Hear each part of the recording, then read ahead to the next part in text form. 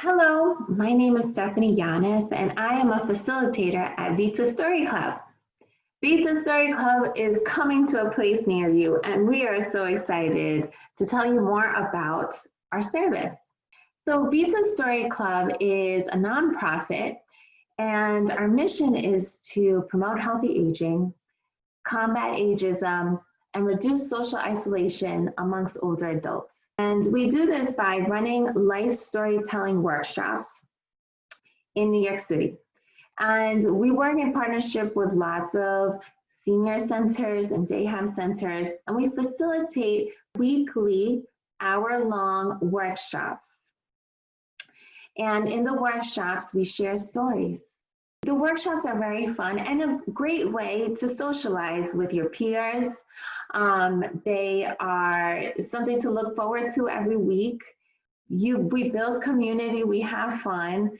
This video is really just to kind of give you an idea of how the workshops work and answer any questions that you may have about the workshops. What we're going to do is we're going to introduce some workshop participants, and they will talk about the positive experiences they've had with Vita Story Club and their organization. Some people I have never met before, but when they tell their story, I feel like I know them. I mean, I have close friends that I haven't told these stories to. So it's a bridge. It's a beautiful bridge to another person. And I thank you for it.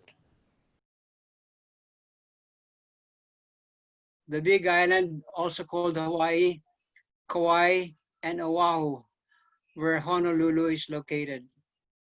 In our 2 days in Maui, we drove up the mountain road to Hana, which has more than 600 hairpin turns and more than 51 lane bridges.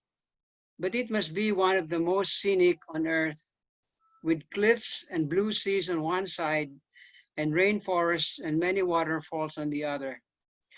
We went past Hana to Ohio Gulch, also known as Seven Sacred Pools, where the road got narrower and more zigzag, but didn't go further on to Charles Lindbergh's burial place. Park inside Central Park, I'm looking at another museum, the Metropolitan Museum of Art. And that's huge. Even the bus takes some time to go through it. There's even several lights that it has to go. And I'm thinking, how can a museum be so big? And I recall the times that I've tried to see the whole museum at once, only to be punished by physical pain from exhaustion. And I'm thinking, oh, I want to go there at some point soon again. And my trip continues.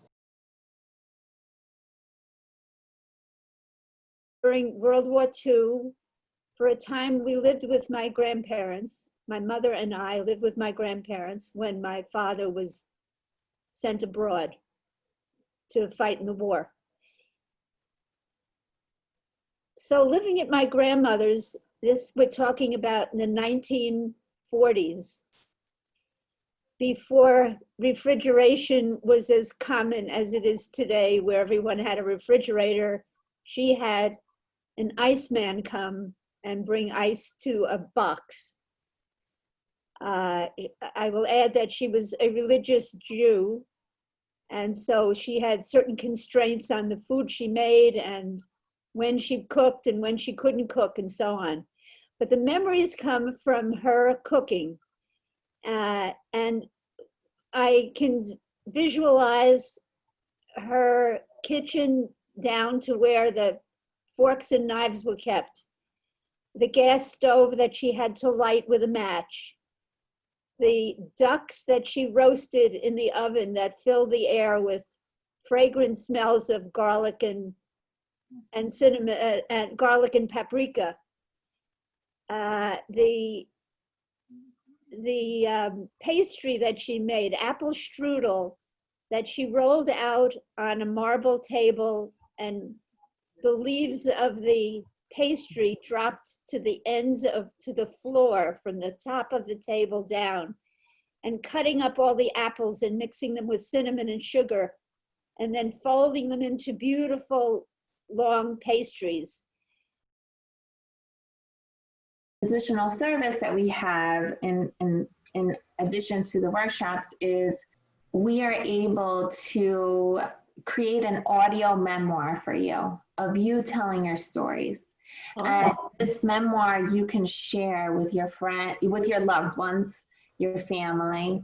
I actually started doing it with my grandmother, or abuelita.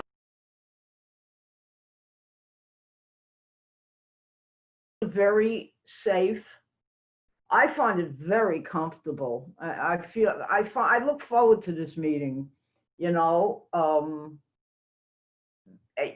I just, so far, I just love coming on this, you know, on the Zoom at this time, because I like the topics. Like I said, it makes me feel young again. It makes me feel, you know, I'm a senior citizen now. You know, I don't walk that well. I don't, you know, I remember when I ran. I remember when I jumped and played ball and all of that stuff. So that's basically it. But it's safe. That's what I like about this particular group here. It's safe, you know. This particular workshop in memories and storytelling is that it's the only one that I feel comfortable on when I Zoom. The other meetings I go to, I feel lost in the crowd and no one hears me and no one cares what I have to say. When I come here, I feel like people are listening and they do care. I also like to hear what others have to say that are my age, because we have a lot in common. So thank you very much. This is wonderful, because not only are we socializing, but we're connecting, you know, with the heart. And, you know, I thank you for doing this, because most of the stuff on Zoom is the exercise classes where you really don't have conversations. So I just love this. It's like being in person pretty much, almost, you know, and everybody here has such a beautiful heart. Thank you guys so much for taking the time to listen to this video. We hope that this answered some questions about our life storytelling workshop, and we hope to see you soon. Please sign up today.